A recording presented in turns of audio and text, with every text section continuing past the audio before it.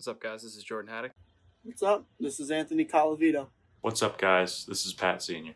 What's up, everyone? This is Graham Tuck, and you're listening to the New Guys Podcast presented by Ride the Wave Media.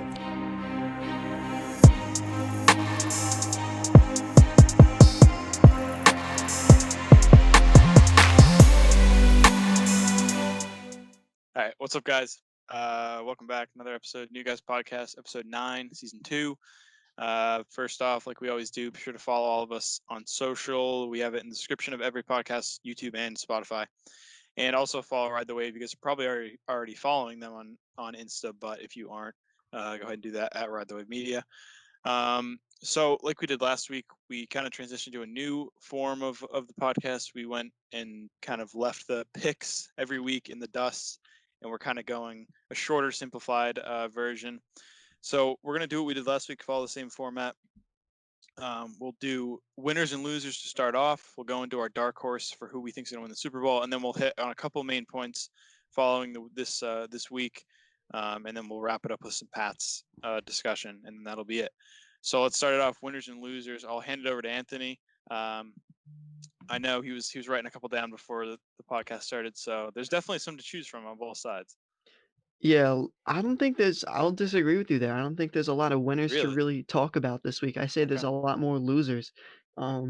Whether it's a team that won or lost, there's a lot of losers when it comes to this past week. So if I'm going to pick a winner, I'm going to say the LA Rams, just because they're neck and neck with the Niners right now. And I don't think everyone from that division is going to the playoffs. One of them is getting left in the dust because you got Tampa Bay and New Orleans neck and neck right now. You know, Green Bay and Chicago maybe are going to be fighting. The NFC East is a complete shit show, this is the perfect year for them to get rid of the NFC, or each division champion goes to the playoffs, because the entire NFC West is stacked, and it's a damn shame that all 4 of those teams can't go to the playoffs, because they're all proven, they're all good. And I think the Niners, like I said, they're going to get better with time when everyone comes back from injury.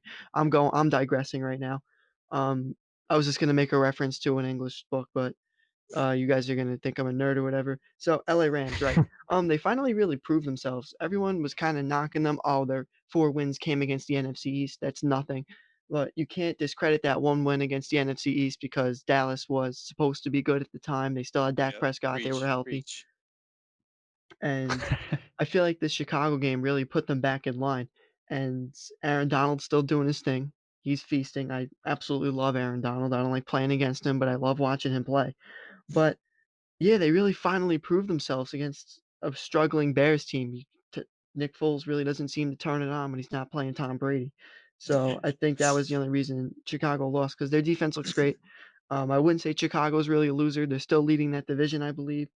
And yeah, the Rams really did their thing, and a win like that with the Niners looking absolutely dominant against the Pats, they're neck and neck, like I said before. So, any win in the bottom half of that division counts. I'm not saying the bottom of that division is any bad at all by any stretch of the matter.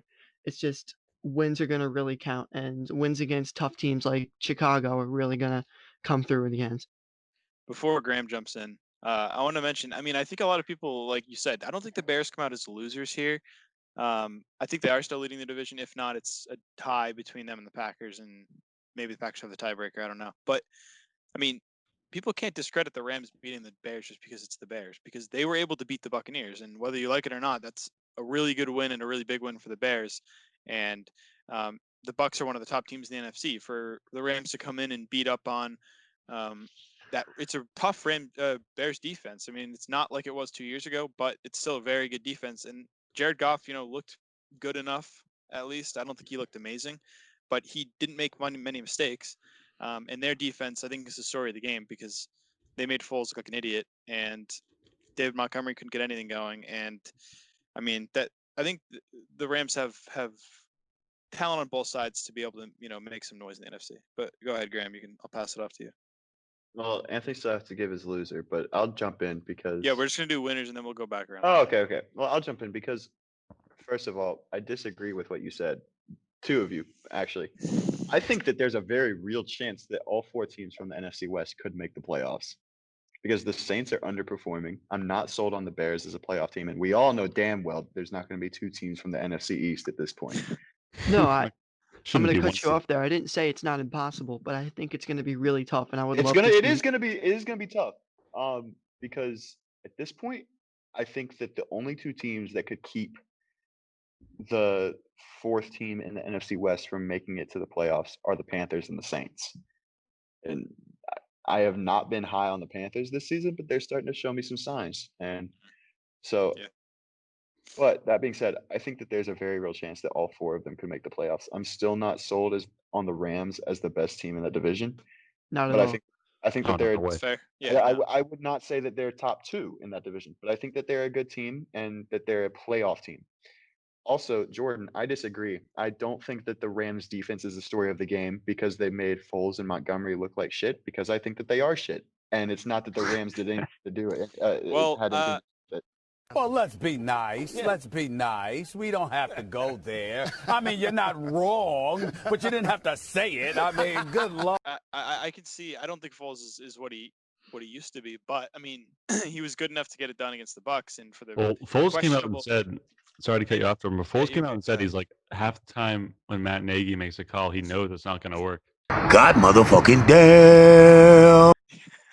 Like, that shit's hilarious. Coach what of the kind year of- right there. But here's the thing. I think that there was question marks after the Rams faced who did they play last week? Dolphins? No. San Francisco. They got they looked really poor against San Francisco. And I think that there was question marks coming into this week about whether they could actually step it up. And Ramsey looked fantastic, and like Anthony mentioned, Aaron Donald looked good too. If you have those two core pieces, I mean, I think that if you can run the offense like Jared Goff's running, like he's kind of becoming a game manager. He's not really like deep balling it at all. He's just kind of like moving down the field and using his backfield. And I mean, if they can do that and keep teams at bay with their defense, I don't know. I can see why you don't think it's the story of the game, but I think they bounced back good, which is They did, and I don't think that on the Bears, I think that the second that they put up against a team with a star cornerback, they're done. Because in my mind, Allen Robinson is the only player on that offense that I trust game in and game out. And if he's a great wide receiver, but he's not elite, and he's not going to be able to best someone like Jalen Ramsey or like. I'm trying to think of other great cornerbacks in the NFC. Like if he gets put up in the Jair Alexander and even Patrick like Pat Peterson. Heat. Yeah, exactly. If he gets put up against somebody like that, Foles is going to have to look elsewhere, and that offense is going to struggle. So I'm not sold on the Bears as a contender whatsoever. My winner of the week, it's tough because it's like Anthony You still said. haven't gone to that? Nah, I was commenting on you too. It's tough because like Anthony said, it's much easier to pick a loser. I think I'm gonna have to go with the Buccaneers because just as a whole, because they just look good. They just look really good. I don't like that they look that good, but they do. And that was without Antonio Brown. That was without utilizing Mike Evans. That was without having Leonard Fournette and LaShawn McCoy at their best. Even though they're not what they used to be, they're still better than what they showed this past week and even the week before. So I don't know. The Raiders are a good team and they beat up on them. So it looks scary.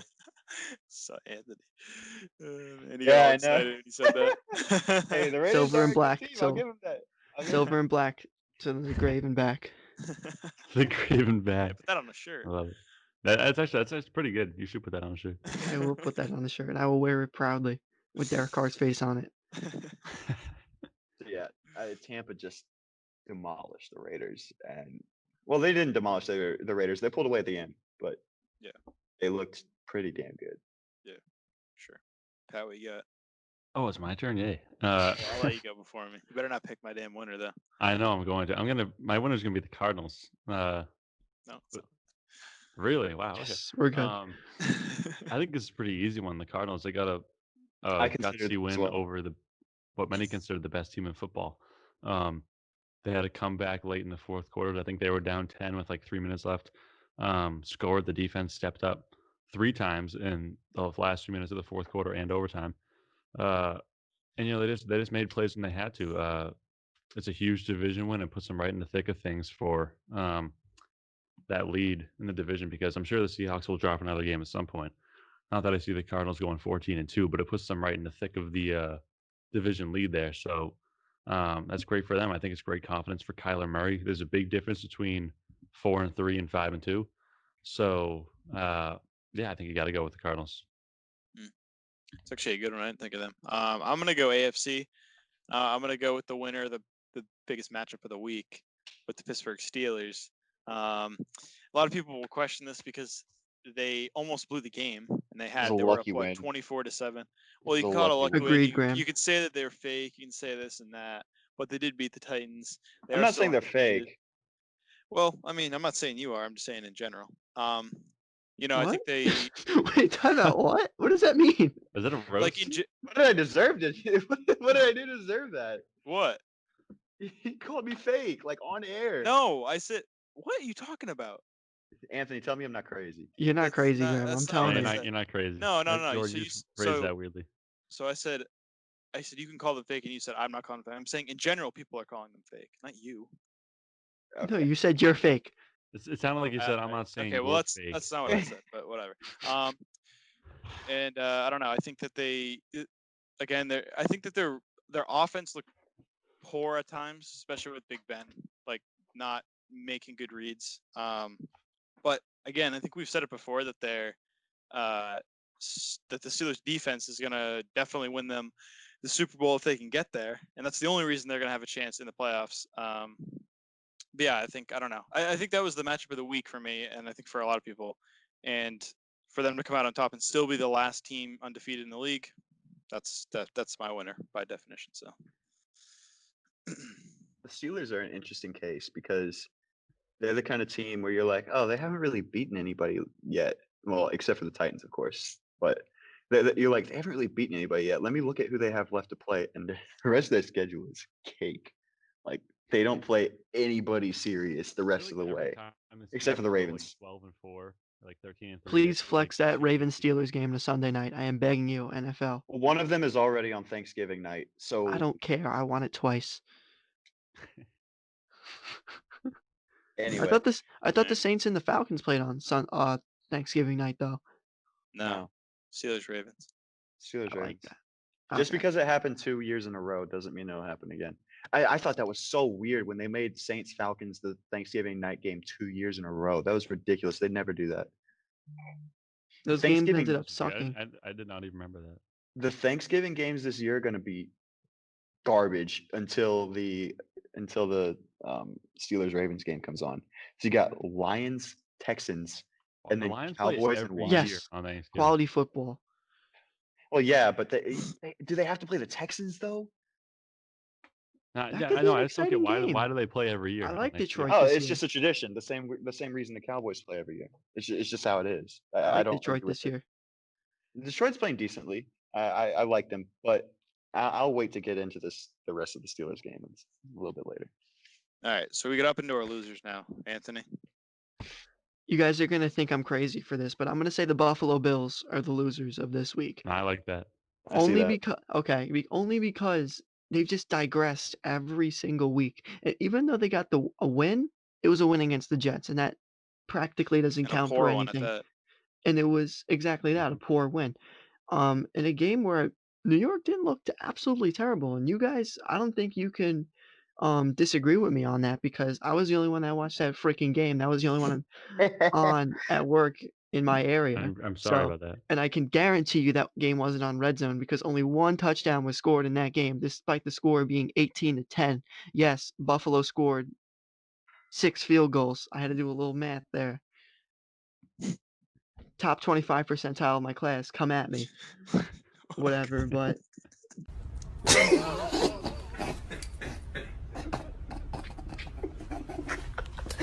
Hey, hold on, this shit ain't funny. It ain't funny, but it is. Buffalo just doesn't look as good as they did in the beginning of the year in those first 4 games. You know, Graham's laughing at me over here. I'm laughing at Pat. I'm laughing at Pat's face. Matt's trying to do the math. He looks so shot. I was looking at a schedule. I didn't even realize my face was doing that. You were like, I thought you were just surprised. You were surprised at Anthony's comment about him being in the top 25th%. I don't even know all that. Now my camera's off, so you can't see it anymore. what the hell? Yeah. Anyway, after so that's 3 games that Buffalo has looked bad, and they're showing their true colors for real. And if they don't get a dominating win over a struggling Patriots team who has lost 3 straight, it's really not looking good for Buffalo. I say any team that loses that Buffalo-New England game is in deep shit, honestly. So, yeah, both of those teams have a lot to prove going into this week. Josh Allen just doesn't look the same. The Jets defense actually looked decent. They played bend but don't break defense. It's just the offense couldn't get moving after the first half.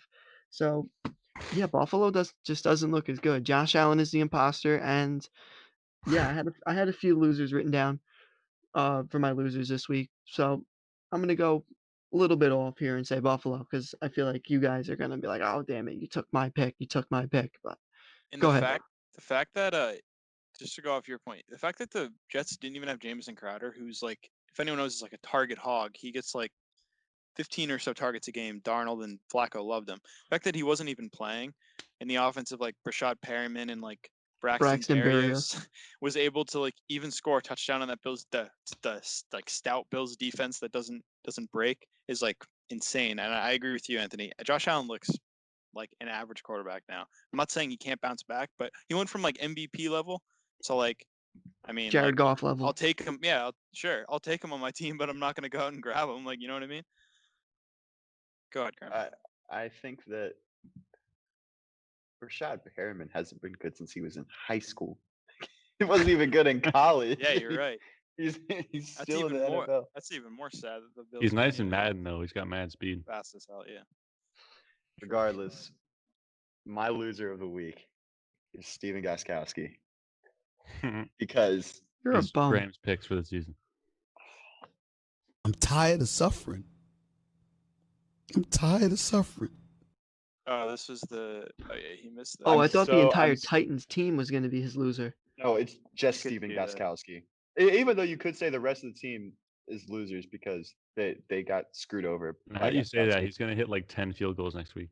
I hope. It could not bother me less. But they had that game in the bag, especially when Big Ben threw that pick in the end zone with like 4 minutes left.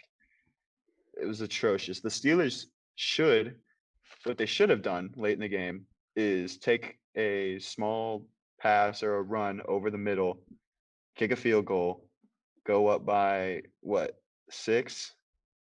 Go up by 7, maybe, I think, and then make Tennessee drive down the field. Why would you do that when Big Ben can just throw in the triple coverage? Quadruple coverage, mind you. Even better. And then Tannehill drives down the field, gets them into field goal range, and then Gostkowski just shanks it for no reason. How long was that field goal? It's like 43, I think. Okay. I could be mistaken. Not that long. Especially for Gostkowski. Gostkowski is 5 of 5 from 50 plus and 5 of 11 from inside 50. That's wild. That's wild. But there's no explanation for that. It's like kind of on Vrabel too, because like maybe he was like not thinking because they would that have tied the game or won it? Would have tied it, right? It would have tied. Okay, so they never know what he was doing then. Never mind. Go ahead. But I don't know, man. Like it was the luckiest win I have ever seen on Pittsburgh's standpoint. They did not deserve to win that game the way they played in the fourth quarter. They did not. Oh, I mean, I think I think that's fair if you want to just go off that. But I would also say that the Titans don't deserve to win it when they go down 24-3. Like, I mean, I feel like you could say the same thing. Like Steelers dominated them in the first half. Titans dominated in the second half. Whichever team won, I think deserves. I've been saying since before the season started, the Titans and Derrick Henry are a second half team, both in terms of the second half of the game and the second half of the season. Yeah, sure. Yeah. I mean, Derrick Henry's been a full season running back, so he has the lead in rushing yards by over 100. Yeah, by over 100. He's a tank. Yes, he's a tank. He's not even playing his best football. He's not. And so the Titans are still one of the best teams in the AFC in my mind. I still think they're better than the Steelers. But Steven Gostkowski is just on my hit That'd be a list right fun now. playoff game. Yes, it would, Yeah, it but I would. don't think I don't think it'll happen though, I know. because That's what I'm thinking. the Steelers would have to slide, and Cleveland would have to play really well. It is what I think would have to happen. Well, you know what's interesting about this year's playoffs is that now, since there's only one team that gets the bye, like the wild card games, like it's really crazy depending on who wins. You could have all these different kinds of matchups. It's not really as easy as it was to predict as before. Like you could have, if the 7 seed beats the 2 Yeah. seed, the 1 seed will play them, but you could also have the 5 seed playing the 1 seed. Right. It's really weird, or the 4 Yeah. seed playing the 1 seed. True. Yeah. And it's like we said, you could have the divisional round be entirely made up of the NFC West. Mm-hmm. Yeah. True. I know. It'd be so. It's that would be wild. You just have like Seahawks, Niners, and then Cardinals, Rams. That'd be insane. I don't think it'll happen because Aaron Rodgers is on one right now, but that's way off track from what I was saying, which is that Steve Gostkowski is a fucking bum and he should retire. Timestamp. Amen. I think it's my go, right? It is. Yeah. I feel like this happens like every other week. It's going to be the Atlanta Falcons because, you know, you can't really blame it on Dan Quinn anymore. You can't really blame it. Maybe it's Arthur Blank standing on the field. Maybe that's what causes it. They blew it again. Todd Gurley. What'd you say? That city is cursed, man. I felt so bad for Todd Gurley when he fell down. He laid there after he scored the touchdown. And I don't know how they just keep finding. I've never seen someone so upset to score a touchdown. Mm-hmm. And the other team's so happy. They keep finding a way to just do the impossible. Like they've lost 3 games this season, I think, with over a 99% chance of winning. So it's really just like it's the Falcons, but it's not. I don't know. It's just the Falcons. There's some sort of voodoo curse. I know on that team, man. They just keep outperforming themselves in terrible ways. So I'm gonna pick the Falcons this week. I'm gonna go off on a limb here, and I don't know. I might get hate for this. I'm gonna go ahead and go Russell Wilson as the loser of the week. I think you're a hater. Sure. Get off the pocket. You're a hater. I'm gonna hear him out. So a couple of things. So one, I think he played a good game. He had 3 picks, one of them being like vital to them losing. So I think that he's now had, I think, 6 picks in the last 3 games. I don't think that's bad. I mean, you can say good. Like if he's throwing for 500 yards, like 3 touchdowns, it's fine. But like, I don't know. Can they make it to the Super Bowl with Wilson throwing, 2 or 3 picks a game? I don't think so. So that's one. And just going back to, I think just that play right there, I just think it was a poor read. Like I watched, like the ESPN did kind of did like an in-depth like analysis of like the whole drive, and they ran the same play twice. They blitzed like 6 or 7, and then came back in that same formation, and then Russell Wilson saw it and he thought they were going to blitz, but they all dropped back, and he just quickly threw it because he thought they were coming after him, and then obviously it gets picked off. But I think that that was a game the Seahawks like needed to like obviously win, and to make that division a lot closer now. I think it kind of not only obviously brings them closer in terms of record, but it kind of brings the Seahawks down a bit, where people thought that this is the team to beat. Like no one can beat them. But now all of a sudden, like Jordan Watt. Yeah, and the Cardinals now all of a sudden, like you're looking at the Cardinals, like yeah, they're a good team, but they're not the Chiefs, they're not the Ravens. Now all of a sudden, the Seahawks probably aren't the best team in the league. So I don't know. I think that one pick had huge ramifications. He's still, the MVP leader, obviously, because he's done so well in the beginning of the year. But I'd have to give him that just because of, I don't know, the poor read and just the average night he had. Well, the thing with the Seahawks is like, obviously they're 5-0 coming into this game, but including this game, their last 3 games, like you said, where he's thrown a lot of interceptions, have been pretty shaky against the Dolphins, Vikings, and then they lost to the Cardinals. The wins over the Vikings and Dolphins weren't really that smooth compared to their wins the first couple weeks. Yeah. Like obviously they're still a great team. They're a top contender, but they haven't looked nearly as strong in their past couple games as they had to start the season. I think maybe it has to do with injuries on the defensive side, but even offensively, they haven't looked as sound. So I think they have to figure out a little something there just to work on their vulnerabilities a little bit, or else, when you get to the playoffs, you can have a team like the Cardinals who can just things can happen. You can end up losing, going home in the first round. And also, I mean, the Seahawks defense, so 37 against Arizona, 26 against Minnesota, 23 against Miami. And in those games, they had multiple takeaways they've had multiple takeaways in almost every single game. Mm-hmm. And you're expecting Russell Wilson to put up 30 plus. Well, it's like either they get a takeaway or they let up a touchdown or a score, pretty much. Yeah. I mean, they just can't, they're literally like, it's like a brick wall or they're broken. Like they're not solving Mm-hmm. like you said. So it's like you're asking Russell Wilson to do a lot. And I mean, theoretically, you're pretty much saying to Russ, like, score 30 or score 25 or we're not going to win the game. I mean, when you're allowing 25 points against the Dolphins, it's like, I mean, that's bad. I mean, they have some issues on the defense. And, when Russ starts throwing, like, you're not going to win with Russ throwing 3 picks in a game and your defense bottom of the league. It's just not going to happen. Mm-hmm. So how much can you put on Russ, like, for the whole season? Is he going to break eventually? I mean, I don't know. Yeah. I think that, first of all, I don't think that the Seahawks have been the best team in the league so far. I'd say the Packers are. I'd say the Packers are easily the best team in the league right now. Yeah. Even I think after that they the lost to the Bucks? Yes. Packers are far more complete on both sides of the ball. And they have, I'd still give it to the Chiefs, but that's fair. Actually, I might say the Bucks, actually, but go ahead. It's fair. Yeah, the Bucks are another valid choice, but I think that the Packers are more complete, especially on defense, than the Seahawks are. Mm-hmm. And they have what I would say is an equally great quarterback to Russell Wilson in Aaron Rodgers, Mm-hmm. especially the way that they both played this season. I think they have a better running game, and their offensive line is better than Seattle's, in my opinion. So I think that they're the team to beat, and they have been for a while now. But I'm crediting Arizona and their defensive coordinator. I couldn't tell you who their defensive coordinator is, but they figured out how to beat Russell Wilson.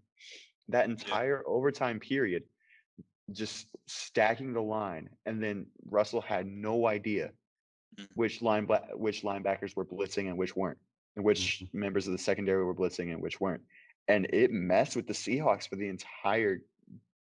Definitely the entire overtime. I'm not sure if they put those looks in at the end of the fourth quarter, but it worked, and that's something that teams are going to use from here on out. Yeah. So I don't know if we see the Seahawks offense take a drop back as teams start to blitz more often. And they can't afford that either. No, they really can't. Like you just said, they can't afford to have their offense lack.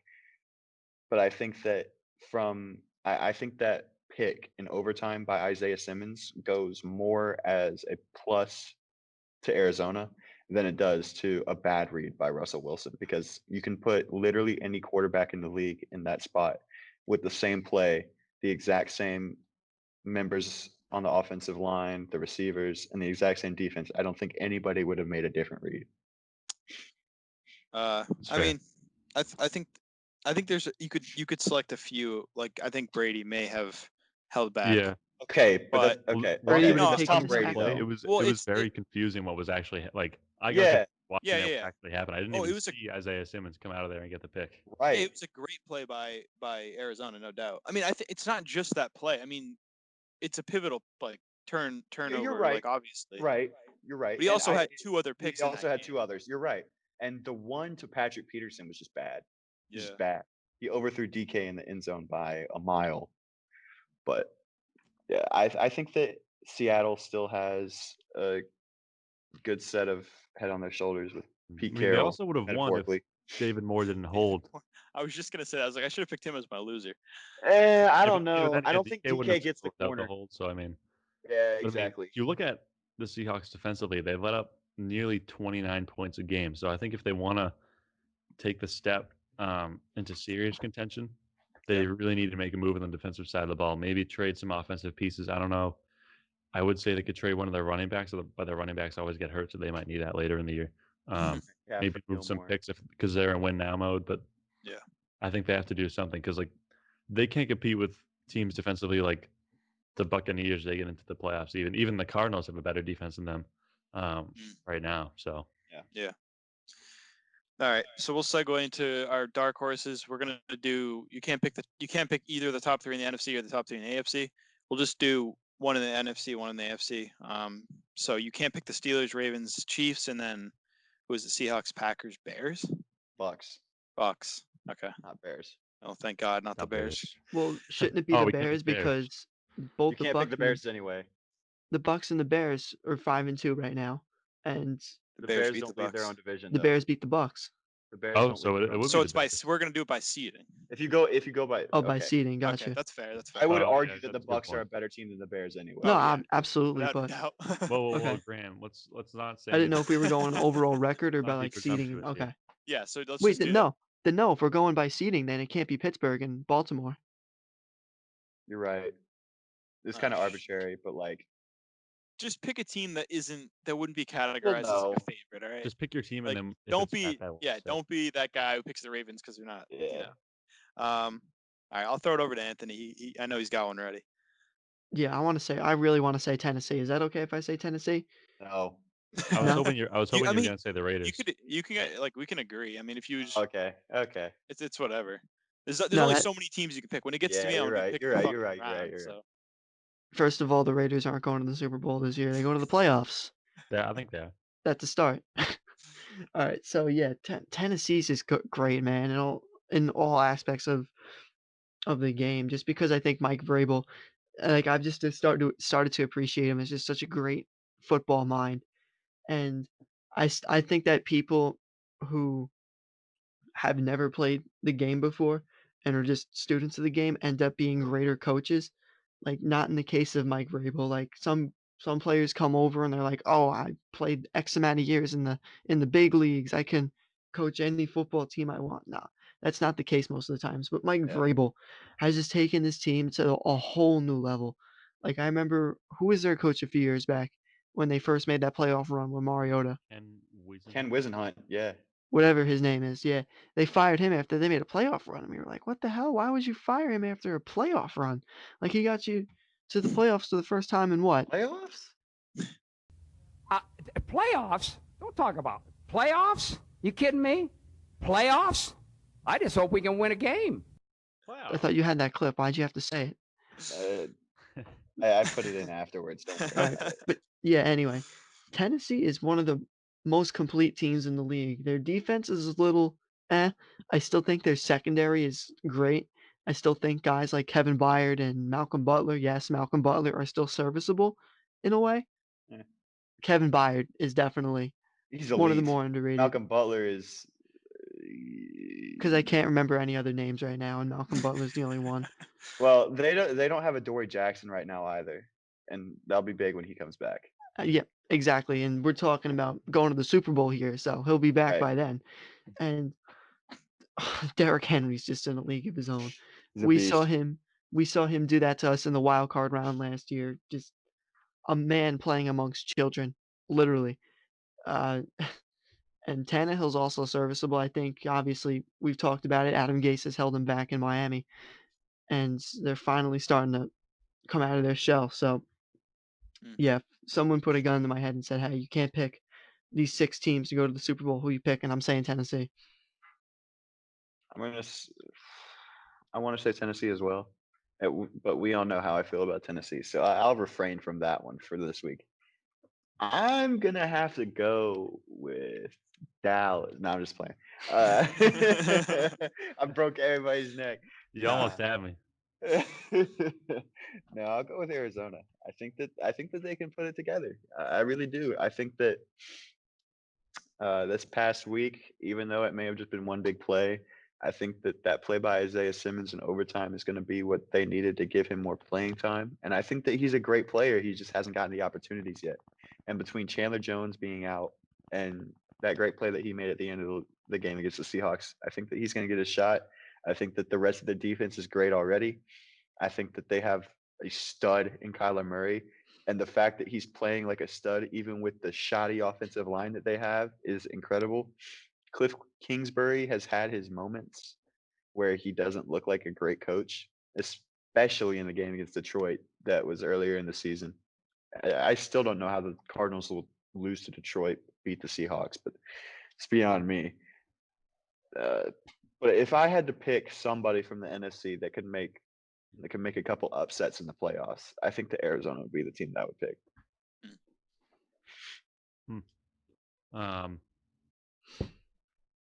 I kind of it's kind of tough. I gotta go with. Don't make me act up. I gotta go with the 49ers. That's my pick. And I'll tell you why. Because they're very banged up. They have gotten some good wins against some good teams. They got a dominant win against a terrible Patriots team the other day. But outside of the LA Rams, of teams who have played a full 7 games so far, the 49ers have let up the second least amount of points, thus far. And I think if they can sneak into the playoffs once they get some of their guys back on the defensive side of the ball and the offensive side of the ball, I think they could potentially make a little run just because I think their defense is good enough to win them some games, even if Jimmy G really can't put anything together with his subpar receiving core and with, him not really being that great of a quarterback, what we all expect him to be when he got there. I think they just have some of the pieces around there just to get lucky, maybe to, play up to their competition. Yeah, I think if they can leapfrog the Rams in that division too, which I can definitely see happening. I think the Rams are kind of a shaky team.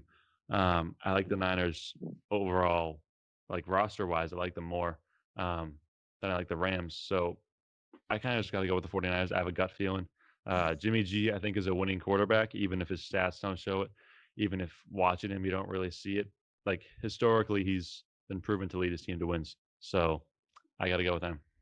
He does what's needed. Exactly. I'm going to have to kind of go in the opposite direction. You're trashing on the team I was going to pick. I'm going to go with the Rams. I think for a couple of reasons why. Just run through the NFC West, why don't you? Well, they've already started that. They're starting their Nobody their, picked reign. Cleveland. Nobody I picked ain't picking Cleveland, bro, without OBJ. Cleveland? Who's he Not throwing to? Rashard Higgins? Well, technically, Don't Baker's. disrespect Jarvis Landry like Well, that. there Oh is my there God. is the argument that Baker is better without Odell. Yeah, Yeah. True, but they have but the he second worst sucks either defense in the way. league behind the Cowboys in terms of points allowed. I think Baker is better without OBJ, but it's like he's like really, really bad with OBJ, and he's like bad without OBJ. It's not bad. That's cap.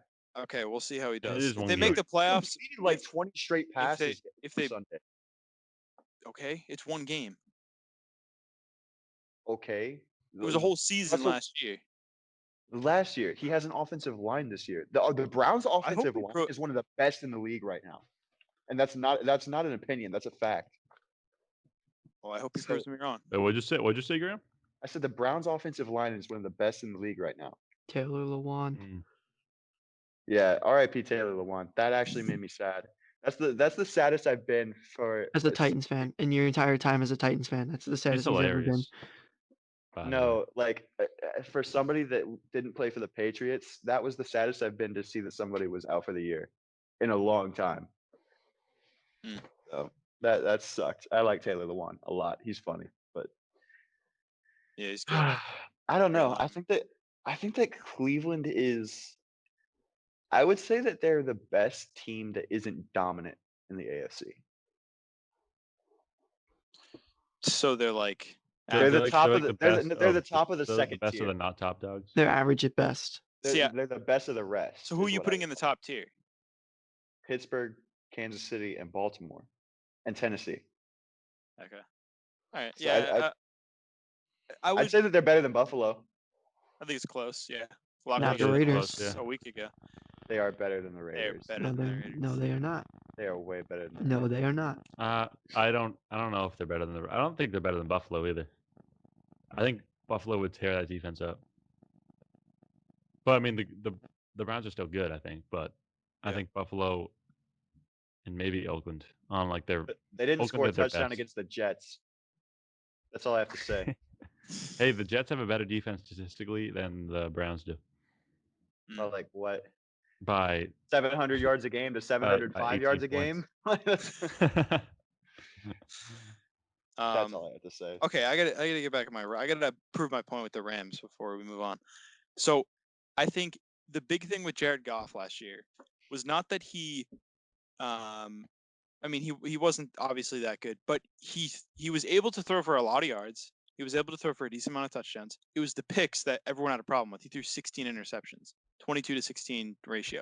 Right now, he's roughly on pace for 9-ish interceptions with 27-ish touchdowns. That is a winning formula, especially with how the Rams defense is playing. I think they're ranked somewhere in the top 5 in yards per game, and I think they're 2 in points per game. So mix that with Jared Goff kind of bouncing back from how he played in like 2018. I mean, I think that team had obviously I think they had a better defense that year than they do right now. But I think if Jared Goff can, kind of take any of that 2018 season and bring it to this year, they've got a shot. I mean, I don't think they're a favorite. Obviously, these are dark horses, but I wouldn't be surprised to see them in the playoffs and go far. Anyway, the Rams defense, we were all trashing it before the season. But they've actually, I don't know who the defensive coordinator is. He's doing a great job though. The Rams, I think the coaching this year, the coaching kind of came into question last year when they returned kind of to mediocrity. But I think this year it's been phenomenal, and they definitely deserve a lot of credit for that. I would agree with that. All right, so we can jump into our points we want to hit on for this week. We kind of already touched on 2 of them with the we touched on one of them at least with the Seahawks, and we kind of touched on the Bears as well. Those are the 2 big ones. But is there anything? What did you guys? What's your biggest takeaway from this week? Like, is there anything that we haven't mentioned yet? Well, are we saving the Patriots talk for later? I mean, if we don't have anything on the rest of that, I can't think of anything else. We really. we kind of hit on everything. Yeah. I have a takeaway. I do. I think that my biggest takeaway is that the Denver Broncos are they're still a long time away. Even if people thought that they could get back on track, like, oh, Drew Lock's back. They beat the Patriots. The Patriots aren't that bad. And then Drew Lock didn't beat the Patriots. The Patriots beat the Patriots. You're right. But no, but I agree with what you're saying. He's not there yet. The Broncos aren't there yet. Not having Von Miller hurts, and I know it's the Chiefs, but they're not there yet as a team. And I thought that they would be. So they proved me wrong. All right, so that's what we got for. Oh, go ahead, Pat. One more. Sorry. Justin Herbert is here. He's going to be here, and he is the best quarterback in that draft class as of right now. I don't know. Something is wrong with you. Yes, sir. It's gonna be tough. It's gonna be neck and neck. Joe Burrow like that. Does he have a better It's gonna be tough. Joe Burrow, Okay, sure. But does Justin Herbert have a line in a Jack Harlow song? Honestly, if he doesn't now, he will soon. It's only a matter of time. I mean, Hero just got one. He's gonna get a young gravy. He got a line. whole song. It's Yeah, different. he got a whole fucking song. I mean, I don't think that Herbert take is that bad. Herbert's got a better system around him. I'm not trying to slander Joe Burrow or anything. I think that Herbert is putting up a better Rookie of the Year campaign so far just because he's throwing more touchdowns. Burrow is 3rd in the league in yards. But I think Herbert was one of those guys, I think, out of Burrow, Tua, and Herbert. I think Herbert was kind of like the 3rd wheel there, the kind of like, whoever's gone or whoever's looking like for a quarterback after those 2 are taken is going to be stuck with Herbert. But I think Herbert, I mean, I've been high on him for a while. Not to pat myself on the back, but I'm going to. I think he's just nasty. I think the Chargers really lucked out with this. I think it was a great pick. I think he's playing phenomenal. Yeah. And I think Herbert's gonna thrive a lot more under Anthony Lynn than Joe Burrow will thrive under what? Zach Taylor? Zach Taylor. Yeah. Who? Especially the weapons he has around him. Zach Taylor. Herbert's got Keenan Allen. That's all you need as a rookie. Joe Burrow has a myriad of weapons, though. Like he does, but he has Keenan Allen. Not as good as Chargers. You're right, but Chargers should be probably like 4-2 right now. And the Chargers, when healthy, have one of the better running back duos in the league. Mm-hmm. You're right. I all of this is fact. I don't know. Trying to get the Bengals. The Bengals could also be like 3-3 right now. Yeah. Or 3-3-1 if they kind of choked this past week. Yeah. No, they could be 4-3. Yeah, they really should have more wins than they do. Yeah, Well, I blame and them the on Chargers. defense, They though. should have beaten Philly. They There's should have beaten nothing. the Chargers, Yeah, and they should have beaten the Browns. they should have beaten the Colts too. Yeah, exactly. What was it? That 21 was zip, bad. 24 zip. Yeah, that one was 24 zip. bad. The defense. Yeah. It was a defense in all those games except I blame Burrow a lot for Yeah, that Indy game. Yeah, But he's he also threw that's that like pick. that's like his rookie game. Like Jordan, I think you were saying that he's gonna have his game where he's like, yeah, you're still a rookie. Like you still have a lot to learn. That was that for him. I mean, here's the question: what is the Chargers' record if they just went with Herbert from the beginning? Are they 500? Did they lose their first game? I'm guessing they did. Yeah, they. No, they beat the Oh, Bengals. You're right. I Yeah, mean, his heroics Same. late game. I think you have to Herbert's think first like, win was this past week. yeah, and you also have to think like Herbert got thrown in during the Chiefs game or the During the medical Chiefs malpractice. game. Chiefs game or Bucks game. Yeah, it was before the Chiefs game. He was like, "Yo, you're in." Yeah, so like he gets his Okay. first game's against the best team in the league, arguably. Like Right. if you would have had a little bit more preparation, like maybe they're able to steal that game. And I don't know. I mean, all right, so we're done with NFL talk. We kind of covered everything. Let's jump into the Pats. One of the big stories of the week, honestly, for the entire NFL, looked abysmal against the 49ers. You could take so many storylines out of this game. I mean, Cam Newton, does he need to get replaced by Stidham? Is the defense really as good as people think? Does Gilmore need to get traded because hasn't looked that good?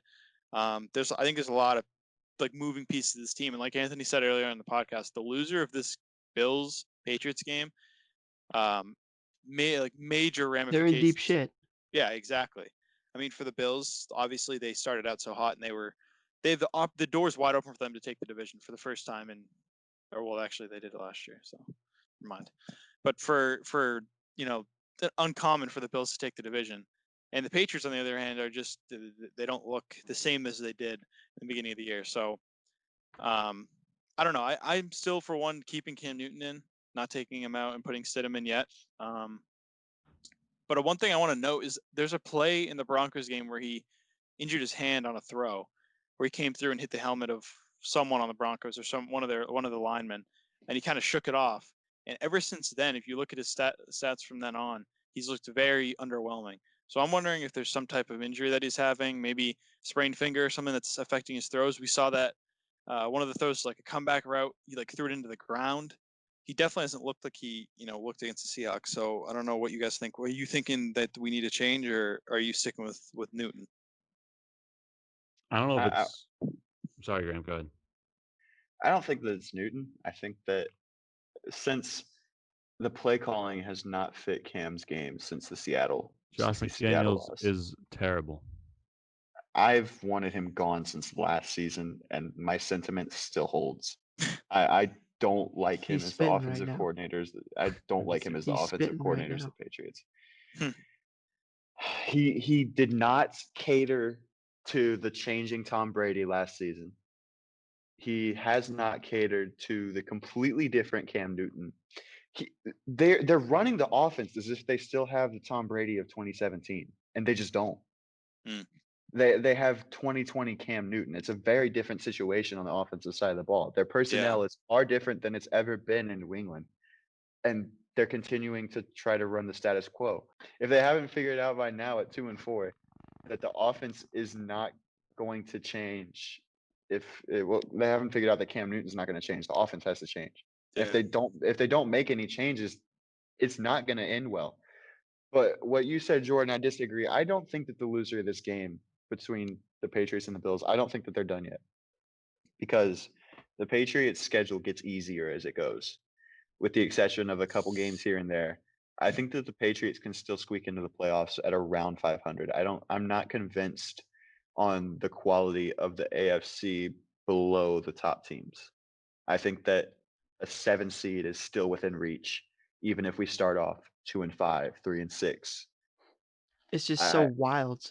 It's so wild. AFC is such a wild card, and if you drop to 2-5 this week, and you say, "Oh, there's a couple games here and there," you're looking at 9-7, 8-8, maybe even 7-9.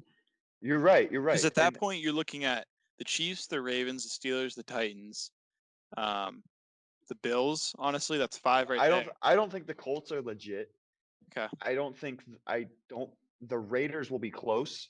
I think that the Browns can lock up that 6th spot.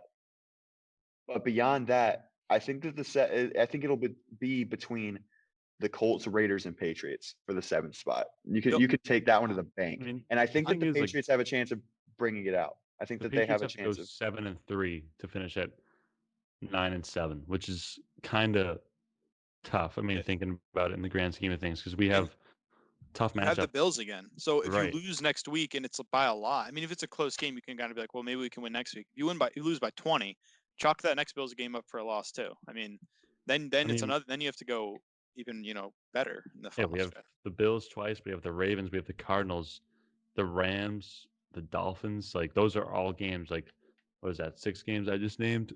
You think they're gonna win 3 of those 6 games, assuming you win the rest of the games? I mean, maybe it could happen, but it'll be tough. Yeah. Especially with how they've looked against teams that are terrible, like the Yeah. Broncos. Well, one thing what Graham said about it's almost like Belichick has been playing this game of like, you have Tom Brady, you don't need to give him a lot of like weapons, he can just do his own thing, and it's finally caught up. I mean, last year our offense is horrible, and the only reason we got to the playoffs, let's be completely honest, was because of our defense. That's the only reason. Our offense was subpar to average at best the entire year. And so now you take away key parts of the defense like Collins, Van Noy, you have Hightower and other guys sitting out because of the COVID. I mean, your defense got significantly worse, and our offense got significantly worse, and people are coming into the season thinking, well, we're going to go 12-3 because it's like we're the Patriots. I mean, it's like, come on. No, if people actually expected us to get 12 or 13 wins, I don't know if anyone realistically thought that, or it was just kind of like wishful thinking. But it's like, I kind of blame Belichick in the guys around in the front office to not even make any significant moves this offseason. You signed Cam Newton, which was great, but like, you have a ton of cap room to go out there and make moves, and they still aren't using it, even after a tough loss against 49ers. You're hearing all these rumors about Will Fuller and Marvin Jones and stuff, but like, does adding a Marvin Jones like do anything? I It's mean, not gonna happen. does it get us into the playoffs? Like, maybe, but like, what's the point? You're not adding any. It's not like you're adding an OBJ or you're adding a Kenny Galladay. It's like, it's a upgrade. It's a You're little. adding a number 2, number 3 receiver, Yeah. which isn't going to help when all your other guys are fringe roster guys, and Edelman, who's banged up and really doesn't look like himself at all. I mean, whoever we were to add would theoretically, with the way Edelman's been playing, become the number one. I Right. mean, it would be him or Edelman competing. Is that a receiving core that will get you the Super Bowl? Like, no. So all these people that are like, let's trade for this guy, let's trade for this guy. If he's not going to stay long term, like, I don't want any of that. Like, if we have to Right. go through the season winning 4 games and we get a pick and rebuild and use the free agency, do that. I don't want to squeak into the playoffs and get rammed by the Ravens or the Chiefs. But we got Will Fuller at the deadline for a second round pick. I hate the John Ross talks. He's I hate them terrible. so. John Ross is So not good at football. Like, if he's not putting up numbers in the most pass heavy offense in the entire league, and they're sitting him a lot though. He's like a healthy scratch a lot. right, but I mean, also I feel like there's a reason, because you're getting Yeah. guys who are rookies. Like, T. Higgins is getting snaps over him. Like, Tyler Boyd, obviously these guys are good, but even like a banged up AJ Green, like, he's not playing for a reason, I feel like. So a guy like John Ross, who's really just fast, can't stay on the field, or he's played a total of 27 games in 4 seasons. Like, that's not really something that's going to help at all. It pisses me off, John Ross, but yeah, that's it. I just don't like John Ross at all. And like, he might be a good ad, or Marvin Jones might be a good ad for like a team that may just need to add a depth receiver that like maybe they lost someone to injury. They're number 2 to injury, and they're 7-8 wins in. Like, they're vying for a Super Bowl. We're like 2-4, and we have one of the worst offenses in the league right now, and we're like, well, let's add Marvin Jones and it'll just turn everything around. I don't know. Right. It's ridiculous. When you're talking about wide receivers, I think Odell was a bit of a reach, but I thought it was a great freaking move to make in terms of Bill Belichick, because Cleveland's secondary is struggling. I think a swap between Stephon Gilmore, whose value is very high as of right now, it's going to only go down and Odell, I think that's pretty even if you ask me. 2 teams that, I don't know, maybe looking to increase, because I still think New England's secondary is great. I still think New England's defense is great. I want to get to that. But like Jordan said, I really want to get a high draft pick this year, just based on how we're playing, because I think we lose. Babs even said it. We lose to Buffalo, I think we're done, honestly, because I really don't think the schedule gets that much easier as it goes on. We obviously have one of the tougher ones, but you go ahead and I say if you could trade Gilmore, go for it. But only trade him. You done? Yeah, sorry. But you only trade him to a team that is gonna get a top 10 pick. I say if we can snag a top 20 pick, top 15 pick, and you get a top 10 pick, maybe I don't know who's a bottom feeder right now. You Throw an think you M in trade Gilmore to the It's Cowboys? Jets. to the Cowboys, the Falcons. I don't think no freaking Jets, but you rack up these first. This is a bit crazy here. You might think I'm crazy. You rack up all these first round picks. You get that number 1 overall pick from the And then Jets, and Bill you get Belichick Trevor trades Lawrence. down and gets like 30 third-round picks. Yeah. Trade That's the Yeah, Belichick exactly. way. He trades the 6 for 10 seconds. No, but I like the Yeah. way you're thinking there, Anthony. Yeah, I Yeah. think if you can trade Gilmore now, absolutely go for it. I mean, I love Stephon Gilmore, obviously reigning defensive player of the year. He doesn't look the same at all, but that's partly due to the offense, in my opinion. As crazy as that sounds, I've week if your offense is going 3 and out on every single drive, your defense is going to get tired. Mhm. And New England's defense against Kansas City and Denver looked pretty decent. They looked great, in my opinion. I mean, they looked a little worse against Denver, as crazy as that sounds, but it was bound to catch up to them. They were bound to have a bad game, but against a banged up Niners team, I don't know. They're extremely versatile. I I say trade Gilmore before the deadline for a team that is going to have a high first round pick. Yeah. Mhm. And I mean, it's not even so much if we lose next week that I'm like, oh, we lost to the Bills and like that's it. It's kind of like it would be the string of games we just played where we lose against the Broncos, we lose against 49ers, and cap it off with a loss against the division rival. And presumably Cam Newton wouldn't have played that well unless this is some offensive like shootout, which I don't think it's going to be. Mhm. If you've got Cam Newton under 200 scrimmage yards again with a couple picks, like that's 3 games in a row now where he's not a starting caliber quarterback. And no matter how you look at the schedule, at that point, maybe we can't beat any team in the league. So. All right. I mean, that's all I got for the Pats. Well, you Yeah, I got mean, anything? Or yeah, go Pat? ahead, Graham. Oh, I'll go. Tank for I'll Trevor. close. I'll close. I'll Yeah. close. I just gotta agree. I mean, if you lose this next game against Buffalo, like I know there's always like the Belichick's on like a different plane of thought. He's like, oh, big brain, whatever, big brain Belichick. Like if you lose this game and you don't go blowing it up, you don't go trying to make moves, you don't try to get higher draft picks. It comes to a point where like, how far is this Patriot way thing gonna go? Like, if you're a bad team, you have to eventually kind of give up, move your assets while you can, get some, you know, something that will help you in the future. Trade a guy like Gilmore who's 30 years old. He might be at the top of his game right now, but that means you can get the most you possibly can for him. Like retool your team, kind of look for, I don't know, anything to help. I don't know if the quarterback's going to be Stidham next year. I don't know who it's going to be, but there's a point where once you know you're not really a contender, there's no point in staying in mediocrity because you see that um, a lot in the NBA, really, where you have teams that are locked to mediocrity, like the Atlanta Hawks were for a couple of years or something. Where if you just, I know it's different in the NFL, but if you just keep getting these low first rounders, these like mid first rounders, like it's really not going to put your team over the edge. And You have to kind missing of on build a like all of foundation. them. Right, and missing on all of them is another thing. Is that Belichick and the Patriots Speaking my really don't language. hit on their first round picks. You have Sonny Michel, you have Isaiah Wynn, who's he's good, but he's also injury prone. N'Keal Harry is probably like one of the Invisible. 3 worst receivers in his draft, and he was drafted before guys like Terry McLaurin and Darius Slayton and AJ DK Brown. Metcalf. Like Yeah. you can't keep missing on these picks either. So I mean, that's the frustrating thing. If Bill Belichick does end up making moves, if he misses on these picks, like it's a And question of how much are you really going to trust him to usher this team into like the next era. it's crazy. I'll let you finish it off, Graham. But I just wanted to say, like, it's crazy if you look at the skill positions that get drafted in the first round every year, even late second.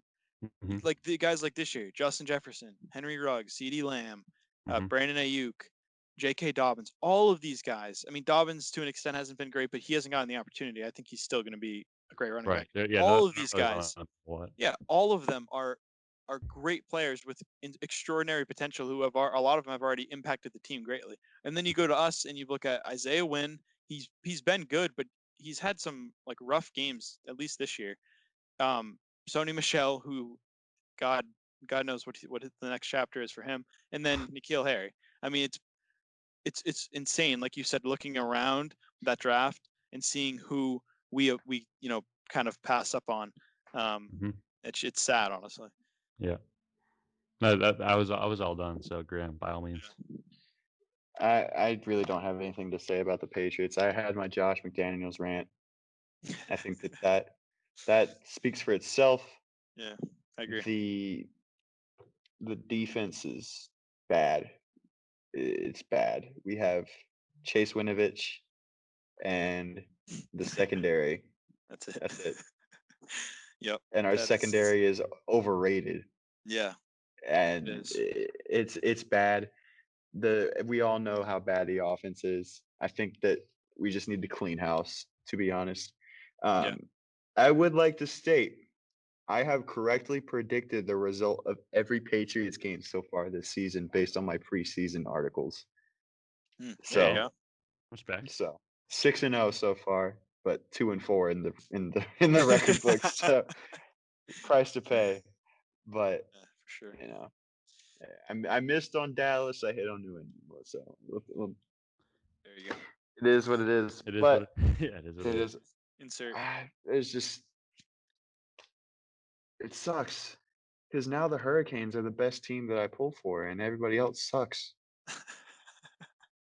That's kind of how straight Boston fans are feeling right now too. So except the Celtics are the team that. Yeah. The winners. I don't like the Hurricanes being the best team that I root for. I don't like that. Yeah, because they suck. Okay, I don't know anything about hockey. They don't even suck. They don't even suck. No, they're good. First round. I wish we would make a move for a goalie, but that's off topic. I mean, if we want to go into final thoughts, I don't really. If we want to go into final thoughts, I have go ahead into final thoughts. Let Graham take this thing over. First of all, mention the Hurricanes. Let's go. The Dallas Mavericks are eyeing. Whoa. The Dallas Mavericks are eyeing win now moves, and why does this matter? This matters because that topic. Oh God. Go ahead. This matters because they are looking to move up in the lottery, and that matters because my Charlotte Hornets are looking to move down in the lottery. Why? Because I don't want LaMelo fucking Ball. Are you kidding me? What do you have? Pick 3? Yes. So you're trying to go. Okay. Wiseman and Edwards will both be gone by the time we get our pick, which sucks. LaMelo Ball's good. LaMelo Ball doesn't play defense, which is the same thing as every other guard on our roster. We don't need LaMelo Ball. LaMelo Ball and I, fun fact about me, is that we were born on the same day. I thought you were going to say, like, you met LaMelo. I know. I was like, are you guys, like, chilling? Like, whoa. I was like, do you know? Is he going to listen to this? I'm tight with LaMelo. Like, bro, get him on. Chill. Yo. I agree with Graham, though. Out of those 3, I'm taking Edwards and Wiseman by a mile. Easy. Well, Edwards is probably going 1 anyway, too. Well, but the Warriors don't want Wiseman, though. No, they do. They worked out Edwards and Wiseman. They didn't work out LaMelo. The Warriors should trade the pick, in my opinion. The Warriors, I don't know. I think Wiseman's a good fit for them, but he's a better fit for us in Charlotte, and we're not going to get him, which sucks. But that's okay because I would rather ship that pick and end up with someone like Obi Toppin, Okongwu. I like Obi Toppin a lot. I like Obi Toppin too. I think that he would fit very well for the Hornets in a small ball lineup with PJ Washington at center. Mm-hmm. But we'll see what goes. That's big. They said that they're looking to ship anyone on their roster that is not named Doncic or Porzingis. Really? Yeah. So I like that for Dallas because if they can get somebody like LaMelo Ball, as crazy as it sounds, I think that he would be a good fit in Dallas. And if I could talk. Luka Doncic is already a top 10 player in the NBA. Mm-hmm. Porzingis has top 15 potential, I would say. If he can stay healthy for an entire season. It's a big if, though. If he can stay healthy for an entire season and play with Luka for an entire season. If they add a third option. What pick are the Mavs? They made the playoffs. So they have a pretty low pick. But they got bounced, so.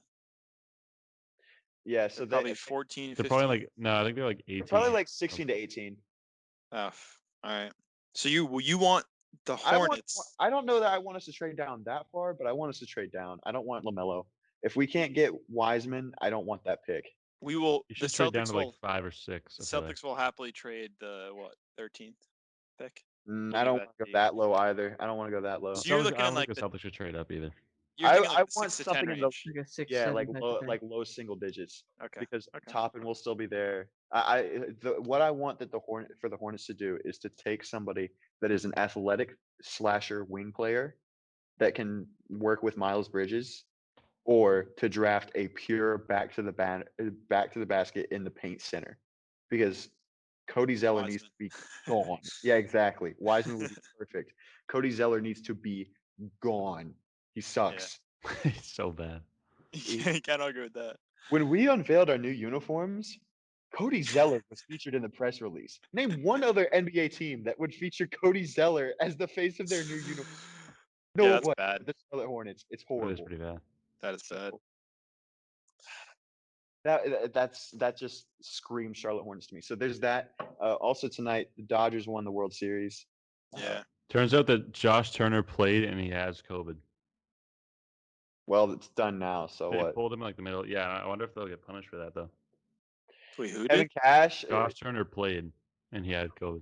But Interesting. How do you go the entire season and then find out like now? Find out in the middle of the game that he got COVID. Anyway, Kevin Cash is going to go down in history as making one of the worst managerial calls in World Series history by pulling Blake Snell when he was absolutely dealing in the 6th inning. Yeah. They were up 1-0. And He had then like he had like 9 Ks in 6 Yeah, innings, something yeah. like that. He was throwing flames, and he pulled him. In his defense, the Rays have a great bullpen, but they just didn't pull through. And Mookie, I couldn't tell you if he has officially won World Series MVP yet, but he solidified his place as the second best position player in baseball by hitting a insurance run solo shot in the bottom of the 8th to make it 3-1, which ended up being the final. That's the video that I was watching earlier when you heard sound come from my end.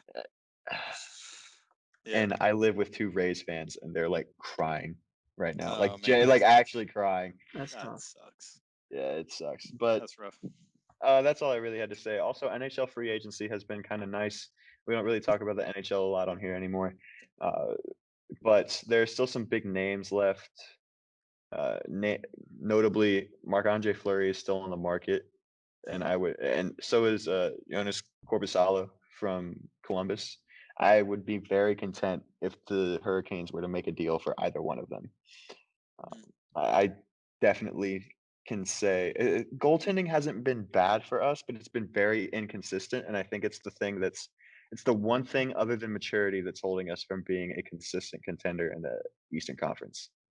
Other than the fact that the Metro Division is just unreal. Yeah. So, yeah. Graham hit on all those NHL points. So free agency is still going on. NBA is starting up. Free agency, that is, soon. Mm-hmm. Oh, and the Arizona Coyotes are now my least favorite franchise in pro sports in North America. Nice. Did you not see what happened with them? One of the kids that they drafted admitted to bullying a mentally disabled African American kid. My God. Oh, I did not see that. They backed him. They didn't cut him. They backed him? Yes. Oh yeah, he's gonna get his head taken off. I hope he's up to the NHL this year. One of their players retired. Yeah. After the news about the kid that they drafted had broken, and the team posted something about the player that retired, and every single comment was calling for them to cut the kid. Which is good. That's fucked up. Which is good because it is. Yeah. NHL is not. They don't have a notably inclusive fan base. Yeah, they don't. Stereotypically speaking. So it made me kind of smile to see something like that. But yeah, obviously not a great situation. Yeah, that's terrible. I didn't hear about that. All right. So I guess we'll wrap it up here. That's episode 9. Come back with you. Time out. Oh, We're Anthony's talking got about- something here. We're talking about hockey and baseball. This is reminding me of some old New Guys pod. So roll back to the old New Guys pod. The first couple episodes with Graham. yeah, I'm starting to watch wrestling again. That's fun. Oh God. Uh-oh. I'm Yeah, starting to do it. Yeah, it's just 12 a.m., bro. it's one of those things where it's like I could miss an episode of SmackDown. I can miss Raw if I can't watch it. You know, if you catch my drift, like football, I have to watch. It's like, all right, I got to know what's going on. But wrestling, there's just so many forums and shit that I'm keeping up with what's happening. I'm watching all the results and shit like that. I just don't know why the fuck they took the title off of Drew McIntyre. That's all I'm gonna say. That man carried them through the pandemic and disrespect him like that. Nah, I think he could have been at least a year with the belt. So I'm not happy about that. All right. All right. So I think that officially wraps up. Unless Pat's gonna jump in and say something at the end. No, I just jumped a few minutes ago because I was I was looking down at my feet and there was a big ass spider. Oof, I almost died. In the Almost dungeon. died on mic. Yeah, Pat's in the dungeon. Send him to All the right. gulag. Coming up on Yeah, hour basement 15 had here, us. so we'll wrap it up. This is episode 9. We'll be back next week. Peace. See you later.